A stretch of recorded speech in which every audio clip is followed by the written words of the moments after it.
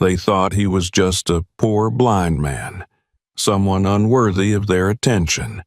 But when he revealed his wedding gift, the entire room fell silent. What was so powerful that it left even the wealthiest speechless? Watch until the end to find out. Don't forget to like, subscribe, and share your thoughts in the comments. The Rosendale family had spent generations building their name into one of the most respected aristocratic legacies. Their estate, a sprawling mansion adorned with marble columns and paintings of their ancestors, stood as a monument to their wealth and status.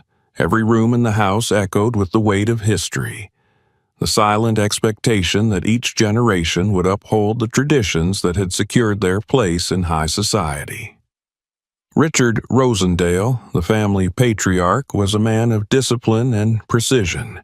He had dedicated his life to maintaining the power of the Rosendale name, expanding their influence in finance and real estate. His presence commanded respect, his every word calculated.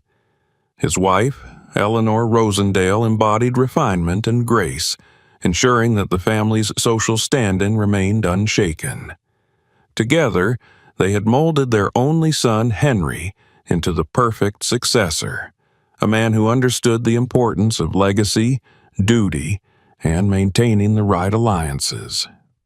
Henry had always followed the expectations set for him. He had attended the most prestigious schools, socialized with the most influential families, and had been introduced to women of suitable lineage. His parents had no doubt that when the time came, he would marry someone who would strengthen the Rosendale dynasty. When Henry invited his parents to dinner one evening, hinting that he had significant news to share, Richard and Eleanor assumed it could mean only one thing: an engagement. They speculated among themselves, considering possible candidates. Perhaps Charlotte Fairmont, the daughter of a banking magnate, or Isabel Harrington, whose family had strong ties to European aristocracy.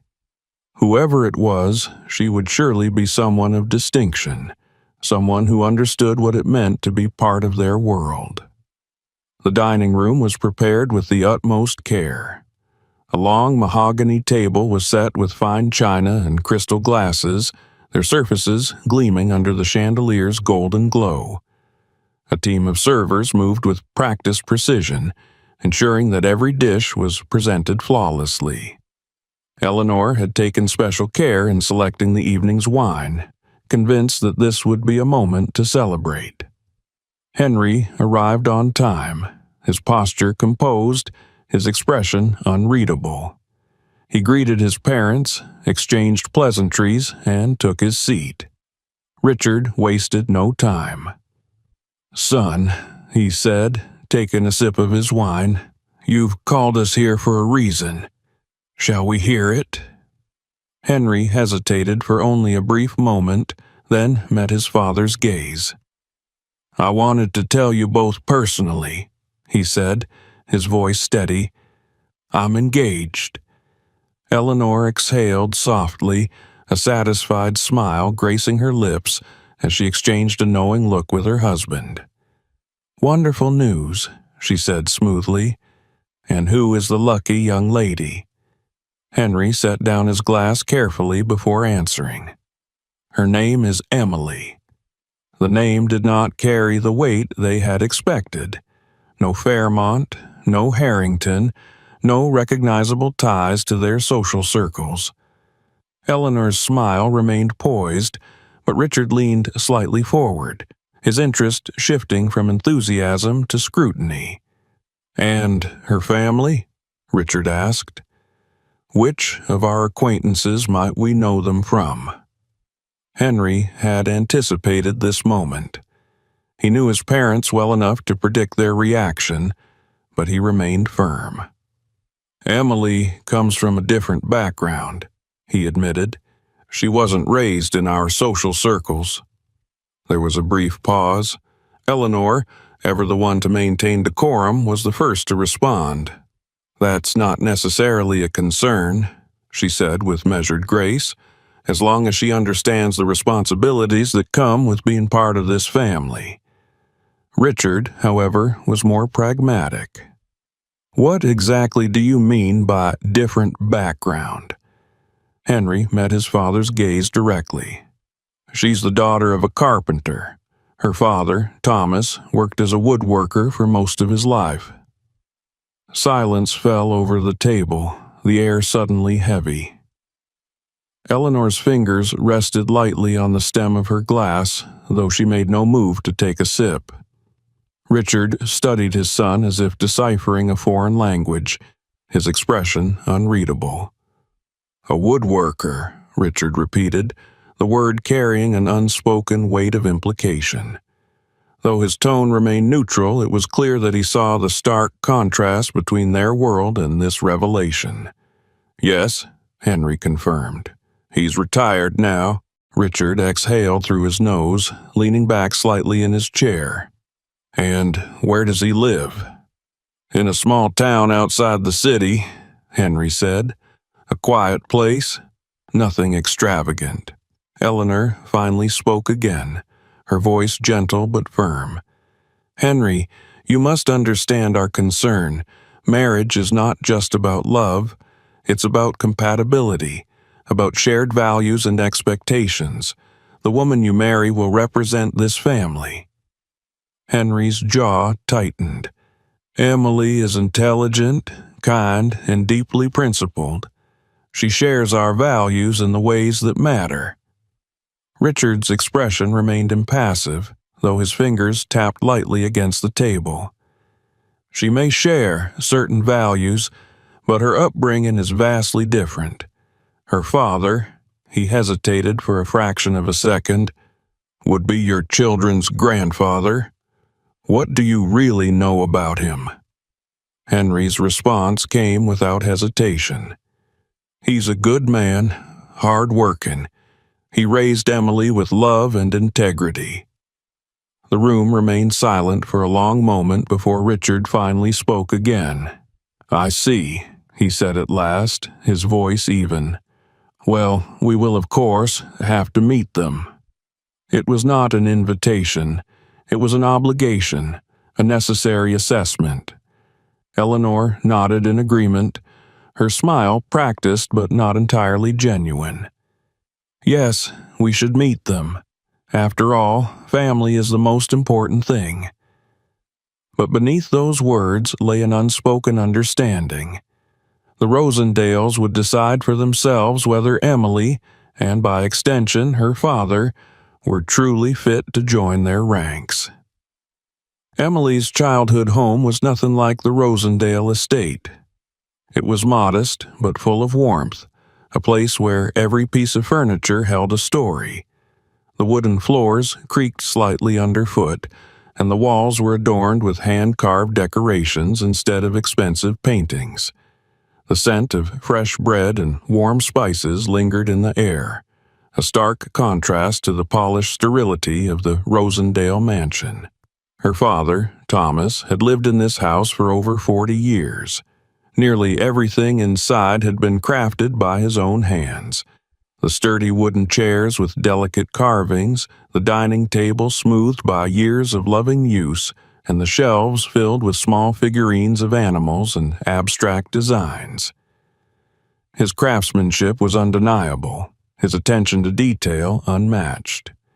But now, in his older years, those hands that had once shaped beauty from raw wood could no longer see what they created. Thomas was blind. He had lost his sight gradually over the past decade due to a degenerative disease. At first, it had been an inconvenience, then a challenge, and finally, an unchangeable reality. He had learned to navigate his world through sound and touch, relying on memory and instinct to continue living as independently as possible. But though his sight had faded, his wisdom and warmth had not dimmed. He was still the same man Emily had grown up admiring, the man who had taught her that worth was not measured in wealth, but in character. That evening, as they sat at the well-worn wooden dining table, Emily hesitated before speaking. She knew this conversation would be difficult. She had not told her father much about the Rosendales, not because she was ashamed, but because she knew how people like them would see him. "A dinner with Henry's parents?" Thomas repeated, his voice calm but thoughtful. He took a slow sip of his tea, considering the weight of her words. Emily nodded.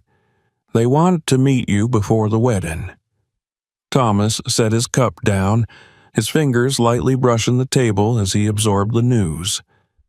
"I see," he murmured. Emily shifted in her seat. She wanted to say more, to explain the kind of people the Rosendales were, but she hesitated.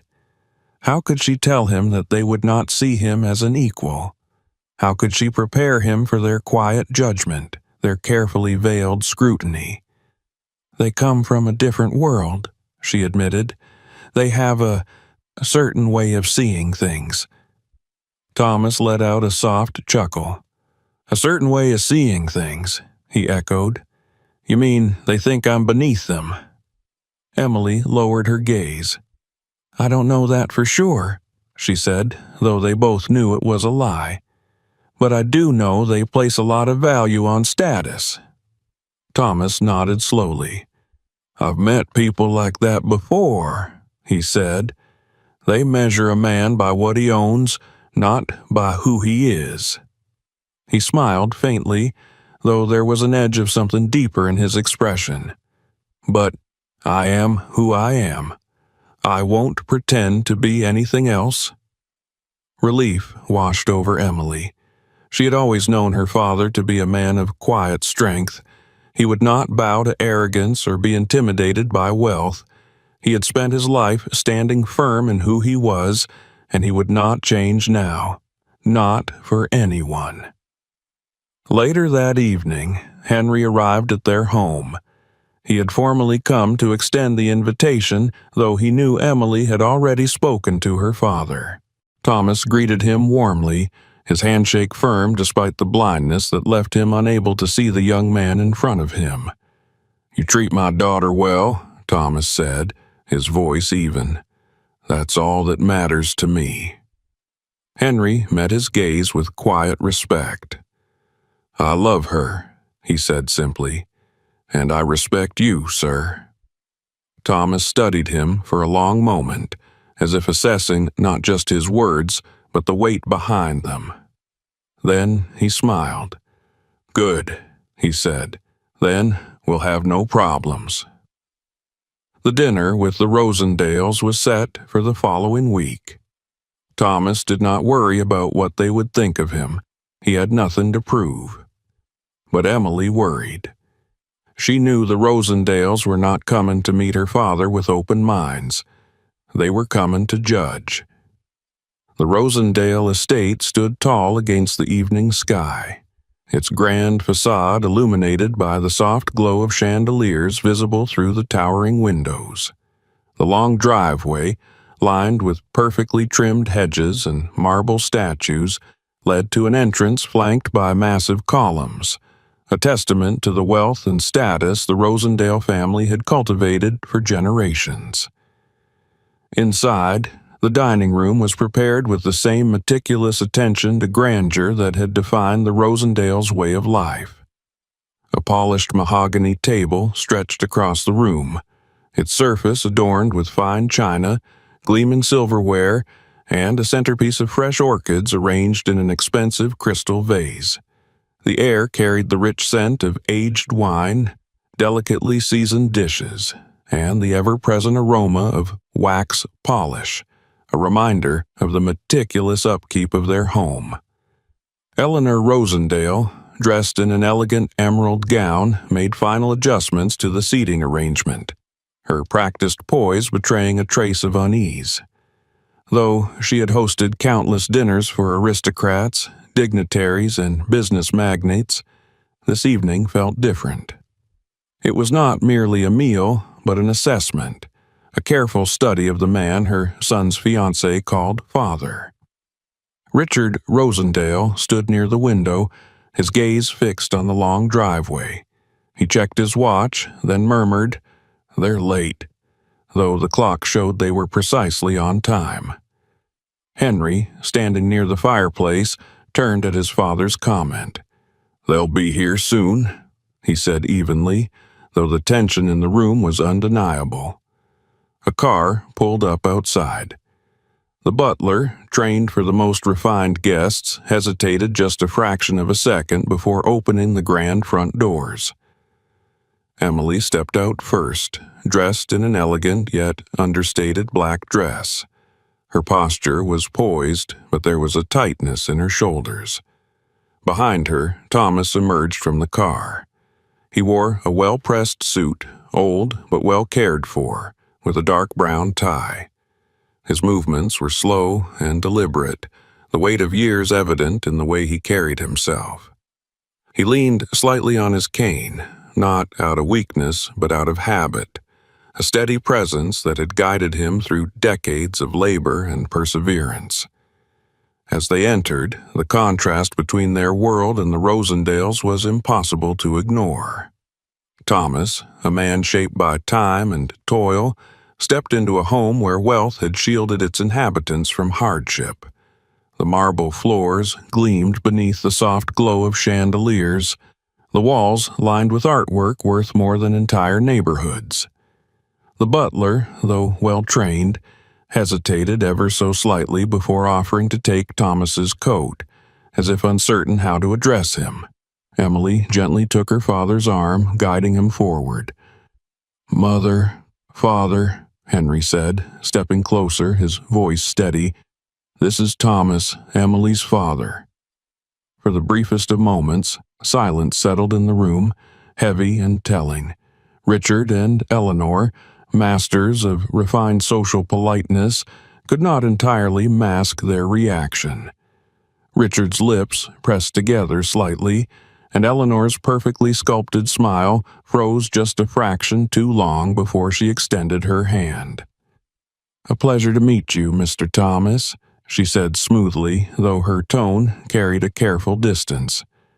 "Thomas is fine," he responded, shaking her hand firmly but without deference. Richard extended his hand next, gripping Thomas's just a bit too firmly, as if testing something unspoken. Thomas met his gaze without flinching. "Shall we move to the dining room?" Eleanor suggested quickly, regaining her composure. The transition to the dining room was seamless, but the unspoken divide remained. Thomas walked with quiet dignity, his gaze absorbing nothing but his daughter's quiet guidance. He had seen wealth before, perhaps not this level of it, but he had never measured a man's worth by the weight of his possessions. Dinner began with carefully rehearsed pleasantries. Eleanor led the conversation with the usual topics: travel, art, the changing seasons. Emily did her best to ease the tension, but Henry could see the subtle undertone in his parents' demeanor. Every word, every glance, every polite but distant smile was a measured evaluation. Then, as expected, the conversation took the turn everyone had been waiting for. "So, Thomas," Richard said, setting his glass down, his voice light but edged with something more pointed. "Henry tells us you're a craftsman." Thomas nodded, taking a sip of water before replying, "That's right. I worked with wood for most of my life." Richard tilted his head slightly. "Fascinating. And you made furniture?" "Among other things," Thomas answered. "I specialized in intricate carvings. Some of my work was used in cultural exhibitions." Eleanor raised a delicate brow, her interest only surfacing to a certain depth. "How interesting. Do you sell them at markets?" Thomas smiled faintly, recognizing the attempt to place him within a specific category, one that fit their narrative of a working-class artisan. "Some, yes. Others are commissioned privately. A few pieces have been passed down through my family for generations." Richard exchanged a brief glance with his wife. "A family tradition, then," Something like that, Thomas replied. Emily sensed where this was going, and her fingers tightened around her fork. Richard took another sip of wine before continuing. I suppose every family has their own way of preserving legacy. For us, it has been finance and governance. For others, craftsmanship. It was not a compliment. It was an assessment, a subtle yet unmistakable statement that there were levels to society, and Thomas occupied a different one. Thomas remained composed, his expression unchanged. True enough, he said, setting down his glass. Though legacy isn't just about wealth, it's about what we leave behind for the next generation, what they carry forward. There was a flicker of something unreadable in Richard's gaze, but he did not argue. As dinner continued, Eleanor steered the conversation toward the wedding. We've been making arrangements, she said, dabbing her lips with a napkin. Of course, we want to ensure that the ceremony reflects the dignity of both families. Emily bristled. Henry and I were hoping for something more intimate. Eleanor smiled, though it did not quite reach her eyes. Of course, dear, but a wedding is also a reflection of the families joining together. We have certain expectations. Thomas glanced at Emily, then at Henry. His daughter's lips were pressed together, and Henry's jaw was tight. He had seen this before, parents shaping the future to fit their own vision, without considering the desires of those who would actually live it. As dinner drew to a close, Eleanor and Richard turned to Thomas once more. You must be very proud of Emily, Eleanor said, her tone still carrying that thin layer of distance. Thomas met her gaze steadily. I am, he said, more than I can say. Richard leaned back, observing him. And what will you be gifting them for the wedding? He asked casually. If you don't mind me asking. It was not an innocent question. It was a challenge, a subtle way of reinforcing the unspoken difference between them. The Rosendales would provide a grand wedding, an inheritance, a future shaped by wealth. What could Thomas possibly offer that would compare? Thomas took his time before responding. Something meaningful, he said simply. Richard smiled faintly. I see. But he didn't. Not yet. The weeks following the dinner at the Rosendale estate were filled with a whirlwind of activity. The Rosendales had taken complete control of the wedding planning, transforming what was meant to be an intimate ceremony into a grand spectacle befitting their status. Emily had initially resisted, insisting that she and Henry had envisioned something small, personal, a ceremony surrounded by close family and friends, not an extravagant display of wealth. But her voice had been drowned out in the flood of plans, preparations, and pronouncements from Eleanor and Richard Rosendale. The venue had been changed from the quiet garden Emily had dreamed of to a lavish ballroom in a prestigious hotel.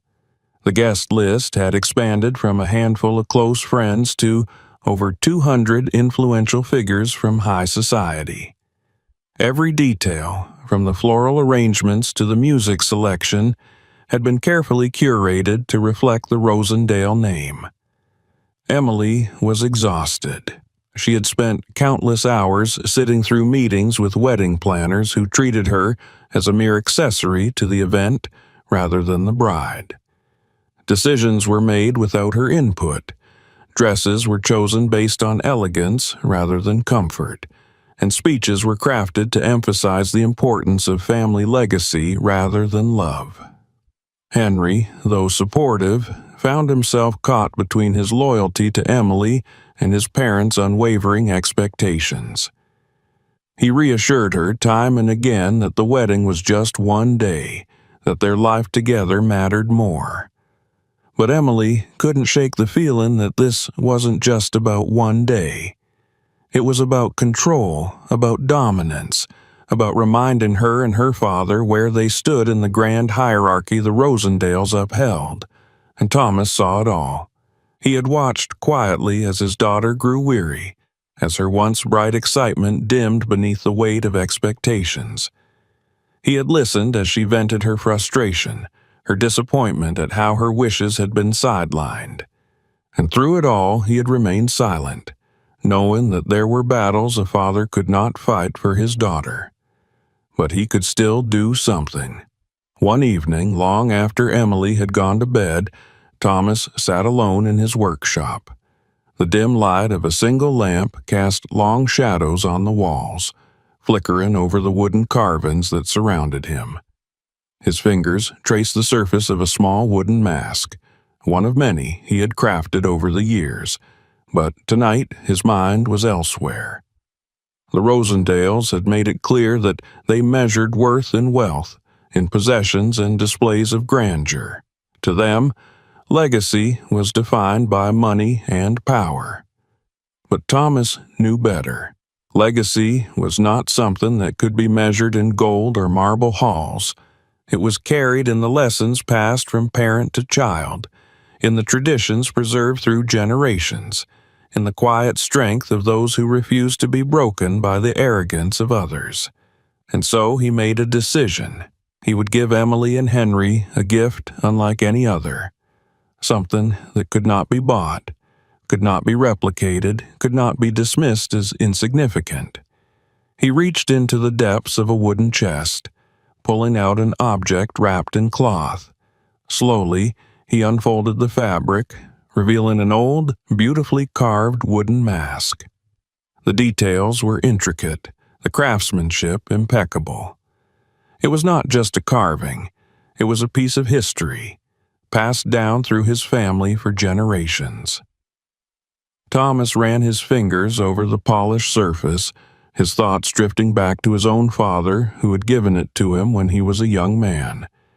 He remembered the words spoken to him that day, the same words he would pass on to Emily and Henry. This is more than wood. This is the hands of those who came before us. This is the wisdom of our ancestors. This is a reminder that we do not need gold to be rich, nor power to be strong. Thomas exhaled slowly. The Rosendales would never understand, but Emily would, and that was all that mattered. The day of the wedding arrived, and with it came an air of extravagance that seemed to consume everything in its path. The grand ballroom of the prestigious hotel, carefully selected by the Rosendales, gleamed under the light of countless chandeliers. Their crystal prisms cast a soft golden glow over the polished marble floors, reflecting the sheer opulence of the occasion. Every detail had been curated to perfection. The towering floral arrangements imported from abroad, the live orchestra playing a carefully selected repertoire of classical pieces, the tables adorned with the finest china and silverware. For the guests, it was an event of the season, an opportunity to witness the union of one of the most distinguished families in high society. The air was thick with murmurs of admiration, subtle competition, and carefully measured pleasantries exchanged between those whose lives revolved around wealth and status. Emily, dressed in an exquisite ivory gown chosen not by her, but by Eleanor Rosendale, felt like a performer in someone else's play. The dress was stunning. Layers of delicate lace, intricate beading, a long flowing train, but it did not feel like hers. As she stood before the mirror in the lavish bridal suite, she barely recognized the woman staring back at her. This was not the intimate wedding she had dreamed of. This was a spectacle. And yet, she reminded herself, the most important thing remained unchanged. At the end of the day, she would be married to Henry. That was what mattered. She took a deep breath, smoothing down the fabric of the dress, and turned toward her father. Thomas sat in the corner of the room, dressed in his best suit, a modest but dignified choice. His presence, so starkly different from the grandeur surrounding them, was a quiet anchor in the chaos of the day. He had watched the transformation of the wedding with patient eyes, never voicing his thoughts on the excess and vanity displayed around him. But Emily knew what he must have felt. She stepped toward him, kneeling slightly so they were eye to eye. "Are you all right?" she asked softly. Thomas chuckled, shaking his head. "You're the one getting married today, and you're asking me if I'm all right?" Emily smiled, but there was an unspoken weight in her eyes. "I just want to make sure you don't feel out of place." Thomas reached out, taking her hand in his weathered fingers. "I'm exactly where I need to be," he said. "Don't let them make you forget why you're here." Emily squeezed his hand, drawing strength from the steadiness of his presence. Then, with a final deep breath, she rose to her feet. It was time. The ballroom hushed as Emily made her entrance. Heads turned, whispers passed between lips, but she barely registered them. Her gaze was fixed on one thing: Henry, standing at the far end of the aisle, waiting for her. He looked handsome, dressed in a perfectly tailored tuxedo, but it wasn't his appearance that made her heart steady itself. It was the warmth in his eyes, the silent promise that despite everything, this moment was theirs. The ceremony proceeded flawlessly. Vows were exchanged, rings slipped onto fingers, and when the officiant pronounced them husband and wife, applause filled the room, blending with the swelling music of the orchestra. But as the evening continued, Emily noticed something, a quiet tension that had begun to surface beneath the polished veneer of the event. It was subtle at first, a lingering glance from a guest, a hushed whisper exchanged between two well-dressed figures, a quick look of curiosity or disbelief directed toward Thomas, who sat among the crowd with quiet dignity, unaffected by the scrutiny. Then, as dinner was served and the wine flowed, the tension became more pronounced. The Rosendales, particularly Richard and Eleanor, had been carefully avoiding drawing attention to Thomas. They had introduced him politely, made the necessary formalities, but beyond that, they had subtly ensured that he remained an afterthought in the grand scheme of the evening. Until now. It began with an offhand comment from one of the wealthier guests, a man whose family had been longtime acquaintances of the Rosendales. "So, Mr. Thomas," he said, swirling the deep red wine in his glass, his voice carrying the same smooth arrogance that was so common in these circles, "I hear you're a craftsman." Thomas nodded, unfazed by the implied condescension. "That's right." The guest's lips curled into a smile that was just a shade too amused. "Fascinating. I imagine that must be fulfilling work." "It is," Thomas replied simply. "Creating something with your own hands gives a different kind of satisfaction." Another guest, a woman with an expression of polite disdain, chimed in. "And what sort of work do you do exactly? Furniture, I assume?" "Among other things," Thomas said. "Sculptures, masks, carvings with historical significance." Richard Rosendale, who had been listening silently, took this as his cue to intervene before the conversation went any further. "Thomas is quite proud of his craft," he said smoothly. "It's a family tradition, I believe." Thomas turned his gaze toward him, recognizing the subtle attempt to place him within the confines of their understanding. "That's correct," he said. Something passed between them in that moment, an unspoken battle of ideals. One of the guests, emboldened by the hushed amusement in the room, tilted his head. "Would you care to share what you've brought as a gift?" The question hung in the air. Emily tensed. Henry frowned. It was not an innocent inquiry. It was a challenge, a test, a means of reinforcing the unspoken divide between their world and Thomas's. Thomas, however, remained as composed as ever. He took a sip of water before answering. "Something meaningful," he said. The guest laughed lightly, not quite expecting the simplicity of the response. "Well," he said, gesturing around the lavishly decorated room, "I suppose we could all use a reminder that meaning matters more than price." Richard Rosendale gave a small, forced smile, eager to redirect the conversation before it continued down this path. "I'm sure Thomas has something very special planned," he said smoothly. "Perhaps a handcrafted piece, something simple, yet sentimental." Thomas met his gaze, a flicker of something unreadable in his dark eyes. "Perhaps," he said. The conversation moved on, but the tension lingered. The Rosendales did not know it yet, but before the night was over, they would come to understand that Thomas's gift was far more than they had imagined. The grand wedding reception unfolded with the same orchestrated perfection that the Rosendales had meticulously designed. Waiters moved in synchronized motions, refilling glasses with vintage wines, serving delicately plated courses, ensuring that no guest ever had an empty plate or an unattended need. The orchestra played soft, elegant melodies, providing a backdrop of refined luxury to the sea of impeccably dressed guests. The air was thick with conversation, laughter, and the subtle competition of social standing. Who was wearing what? Who had been invited? Who had secured the most lucrative business deals in recent months? Emily sat beside Henry, her hand resting lightly in his as they scaled through yet another round of well wishes and pleasantries. Though she had tried to enjoy the evening, there was an unease in her chest that refused to fade.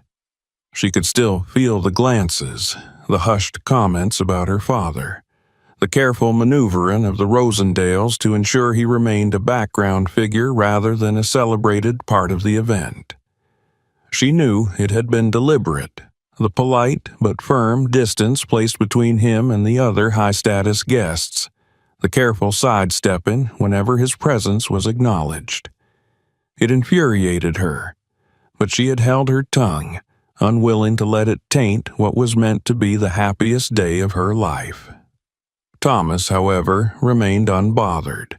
He had not come here to impress anyone, nor had he expected anything different. He had seen enough of the world to recognize the quiet, refined cruelty of people like the Rosendales and their friends. He had spent a lifetime around men who thought money was the only measure of a person's worth.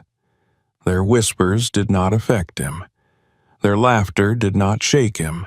He sat quietly, waiting for the moment when his gift would be revealed. The time finally arrived when Eleanor Rosendale gracefully stood from her seat and clinked her glass with a silver spoon. The conversations around the room fell into a hushed anticipation as all eyes turned to her. She smiled, the perfect hostess, radiating a poised elegance as she addressed the room. "My dear friends, family, and esteemed guests," she began, her voice carrying with practiced ease. "It is truly a joyous occasion to celebrate the union of our beloved son Henry and his beautiful wife Emily. Tonight, we honor not only their love, but also the coming together of two families, two histories, and the bright future that lies ahead." A round of polite applause followed. Emily resisted the urge to roll her eyes at the carefully curated words, knowing full well that the Rosendales saw only one history as truly worth celebrating. Eleanor continued, "As is tradition, we would like to take a moment to recognize the gifts given to the newlyweds, symbols of love, commitment, and the well wishes of those closest to them." Servants began to bring forward beautifully wrapped boxes, each bearing the insignia of the luxury brands they hailed from. There were extravagant pieces of jewelry, rare art pieces, a set of handcrafted Italian crystal glasses, even a deed to a vacation property, gifts fit for the standards of the Rosendale's elite circle. Then, almost as if it had been forgotten, one of the servants hesitated before bringing forward a different package. It was not wrapped in gleaming paper nor adorned with ribbons. It was a simple, unassuming bundle, carefully wrapped in dark cloth. There were no visible signs of wealth, no indications of grandeur. Eleanor's smile remained intact, though a barely perceptible flicker of hesitation crossed her eyes as she gestured toward it. "And, of course, we have a special gift from the father of the bride," she said, her voice carrying a careful neutrality. The servant placed the package before Emily and Henry. A ripple of intrigue passed through the crowd. A few murmurs exchanged in hushed voices. Some guests glanced at each other, barely maintaining their curiosity. Emily reached forward, her fingers gently undoing the cloth wrapping. As the fabric unfolded, the object within was revealed, a beautifully carved wooden mask. The details were rich, the craftsmanship impeccable. The deep, brown wood held intricate patterns, swirls, and ridges that seemed almost alive in their design. The hollow eyes of the mask, expressive yet haunting, gave it an otherworldly presence, as if it held centuries of wisdom within its carved features. A breath of silence passed through the room, then a quiet chuckle. It came from one of the wealthier guests, a man seated near Richard Rosendale. He leaned slightly toward his companion, whispering something with an amused smirk. Another guest raised a perfectly arched brow, hiding a laugh behind a delicate sip of champagne. A mask, a carved wooden mask, at a wedding of opulence and grandeur, among gifts of wealth and luxury. It was so absurdly out of place that some found it amusing, others pitiful. Eleanor's smile remained fixed, though a shadow of polite discomfort flickered beneath it. Richard cleared his throat. "How unique," he said slowly, his tone carefully measured. "I assume this has some cultural significance." Thomas, who had remained silent until now, nodded once. "It does." Another guest, emboldened by the hushed amusement in the room, tilted his head. "Would you care to share?" Thomas rose slowly from his seat, moving with the deliberate grace of a man who did not rush for anyone.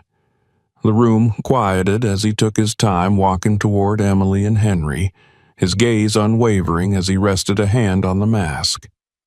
"This mask," he said, his voice even but powerful, "has been in my family for generations. It was carved by my great-great-grandfather, a master craftsman from a time when skill, patience, and meaning were the true measures of a man's worth." The air in the room shifted. The previous amusement faltered under the weight of his words.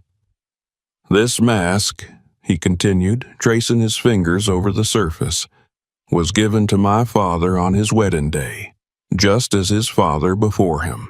It is a symbol of legacy, of history, of the wisdom passed down from parent to child. It is not gold, it is not encrusted with jewels, but it carries the hands of those who came before us." A hush settled over the guests.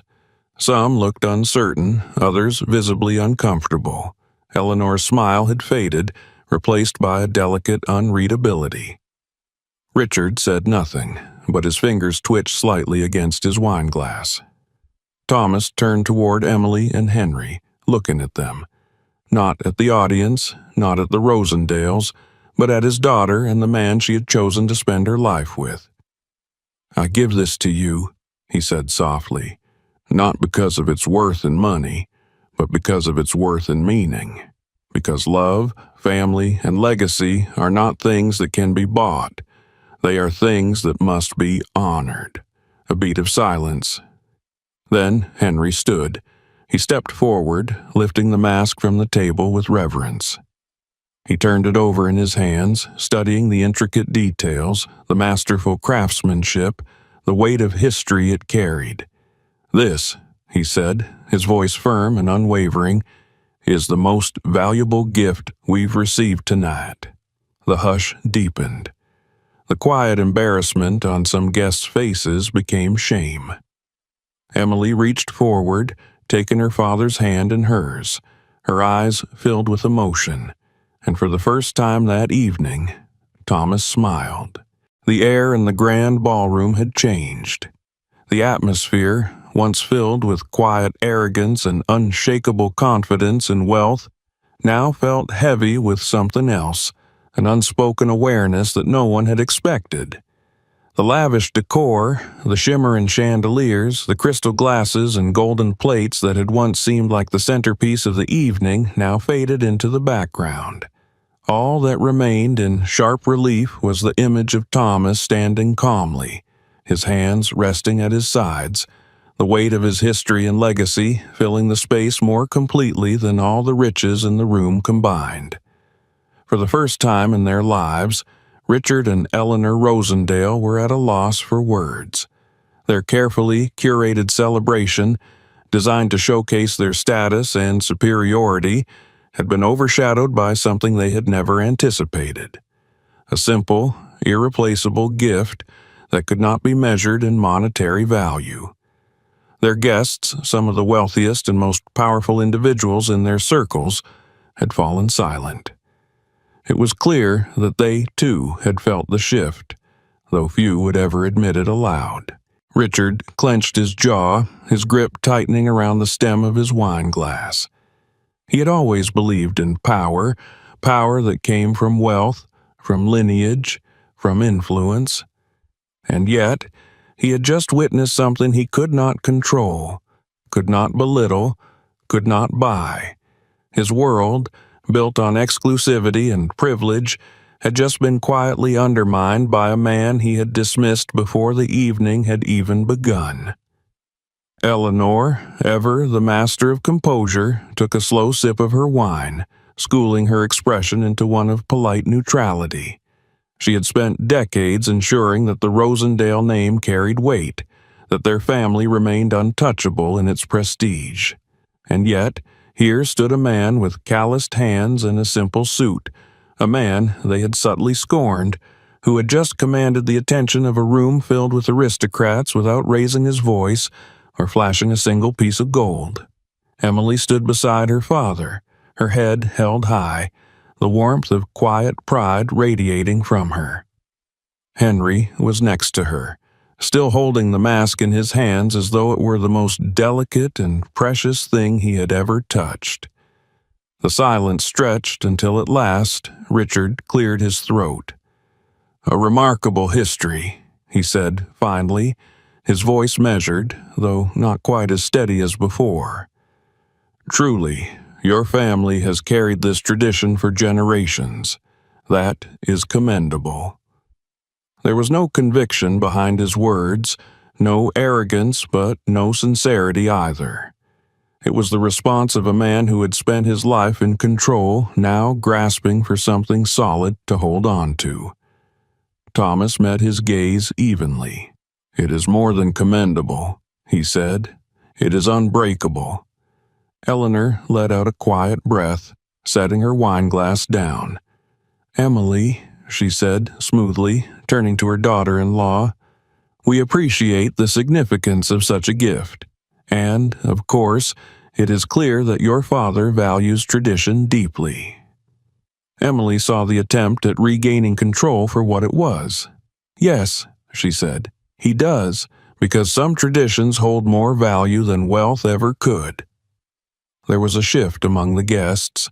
A few nodded slightly. Others looked away, their discomfort evident. Some, those who understood the weight of legacy beyond material possessions, looked at Thomas with newfound respect. Others, including the Rosendales, struggled to reconcile their worldview with the reality they had just witnessed. Henry took a step forward, placing the mask carefully on the table in front of him. His expression was unreadable, but his voice was clear. "I've spent my life surrounded by things that are supposed to represent power, status, wealth, Everything I was taught to strive for was about making sure our family name remained untouchable. He turned his gaze to his parents. But I've realized something tonight. Eleanor tensed. Richard's jaw twitched. The guests leaned in slightly. Henry looked at Emily, then at Thomas. Wealth fades. Status is temporary. Power is an illusion. He rested a hand on the mask.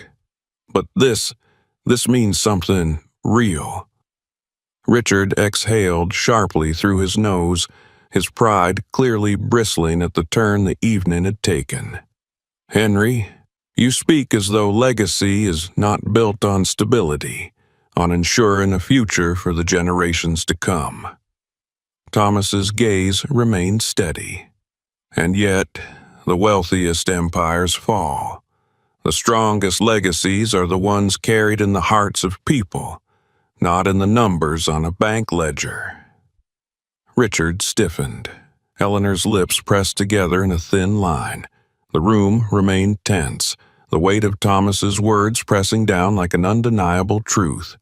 One of the guests, an older man with sharp eyes and a thoughtful expression, suddenly let out a quiet chuckle. You know, he said, tapping a finger against the rim of his wine glass, I've spent a lifetime buying things I thought would make me feel important.